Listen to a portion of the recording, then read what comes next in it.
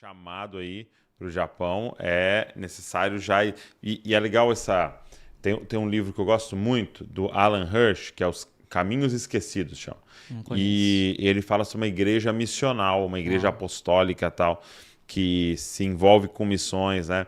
E ele fala que é o DNA da igreja, né? As missões. E aí, um capítulo, né? Porque ele vai falando de características da igreja missionária, né? E um capítulo, o termo é o seguinte: a igreja ela é missional e encarnacional. Uau. Então ele Encarnacional. fala o seguinte, que nós precisamos fazer missões como Jesus faz missões, ou Sim. como Jesus fez missões, né?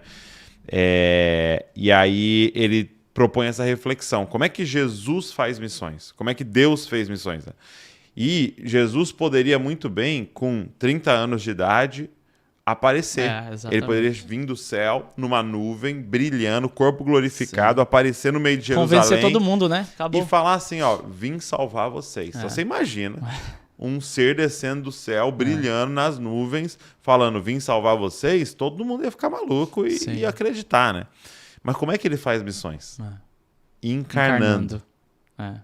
Então ele nasce. É. Esse autor fala assim, o maior milagre não foi o que Jesus fez. O maior milagre foi Deus morar num bairro 30 anos e ninguém saber. Uau. Uau. De É forte, tão hein? comum que ele era. Uau. É. De tão normal que ele era. De tanto que ele encarnou uma cultura. Sim. Uau. É forte. Então hein? ele falava a língua, Sim.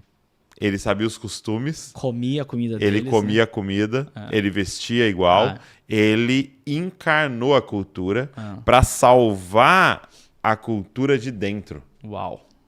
Então ele começa a falar sobre isso, né? Porque, por exemplo, você às vezes vai sei lá, na África e tem lá uma catedral que o formato dela foi pensado lá na Europa onde neva. Sim. Entendeu? Às vezes na nossa, lá acontecia com a gente, né? Na nossa igreja a gente tem um código de vestimenta que era de suíço, que passava frio, por isso que ele usava paletó Sim. e gravata e tal, e aí lá em Manaus nós estamos usando igual. Mas a gente, por quê? Porque a gente não pensou em como é que eu encarno a cultura para salvá-la de dentro, né? Uau. Então, disso que você está falando é exatamente isso, né? Como é que a gente encarna a cultura japonesa, né? De novo, sabendo que há aspectos divinos ali, sabe? Quando Paulo chega e fala, tem um negócio ali, o Deus desconhecido. Exatamente. Ele acha ali na cultura o divino e a partir daquilo puxa um fio para pregar o evangelho para eles, né? Então, como é que a gente encarna a cultura japonesa para trazer a mensagem de dentro, né? Olhando no olho, né?